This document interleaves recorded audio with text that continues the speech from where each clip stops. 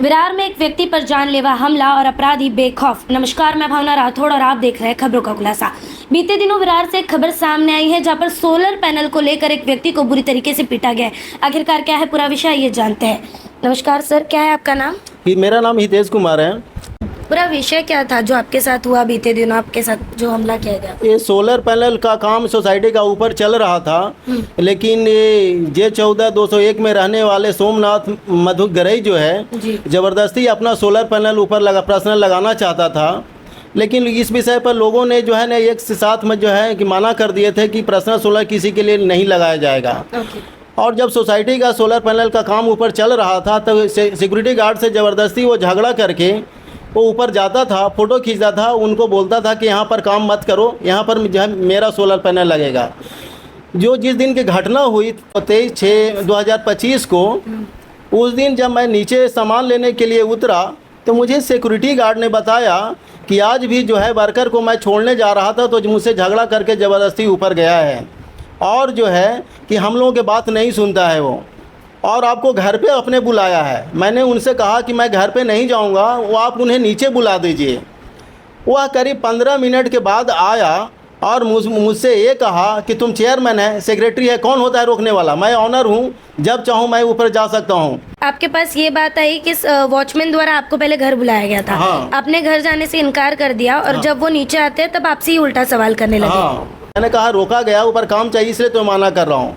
मेरा हाथ जबकि मारने के लिए कुछ नहीं, पैकेट में ही हाथ है, और इस तरह से कहते काफ़ी नज़दीक आया। मैंने उन्हें कहा कि थोड़ा दूर रह के बात करो ना। इतने में वह दोनों भाई मुझे मारने लगे और आगे की घटना जो CCTV में है वो पूरी तरह से मैंने किस चीज़ से आप पर हमला किया गया?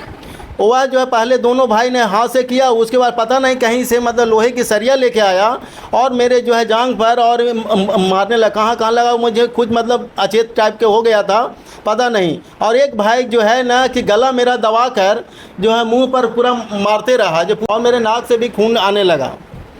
इस पूरे विषय के बाद जब अपने पुलिस प्रशासन के पास आप गए और कंप्लेंट की तो उनका क्या रवैया था आपके साथ? पहले मैं पुलिस प्रशासन के बाद मेडिकल में भेजिए और मेडिकल करा के बाद मैं आया तो उन्होंने कहा कि उसको भी चोट लगा है और वह भी कंप्लेन करने के आया है, दोनों को आने दो। तब उनको चोट लगी है क्या? मतलब आपके द्वारा हमला किया गया था, उनपे भी मतलब हाथापाई की थी? हाँ, पुलिस वाला क्या है कि उनको भी मारा मारी में मतलब चोट लगा है।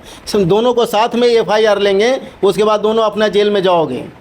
FIR लेने के बाद अब तक क्या कानून में प्रक्रिया जो चल रही है उसके बारे में कुछ पता है आपको? उन लोगों ने कहा जांच कर रहा हूँ, लेकिन आगे क्या चल रहा है वो मुझे मालूम नहीं है। लेकिन जो जिस तरह से CCTV का फुटेज है देख रहे हैं वो सीधे मतलब अटेम्प्ट टू मर्डर है। किसी को गला दबाना क्या मतलब किसी को बातचीत करना होता है, ये हाथ रड से मारना तो किसी को जानलेवा हमला ही है। उन पर पहले भी कोई NC वगैरह हुई थी?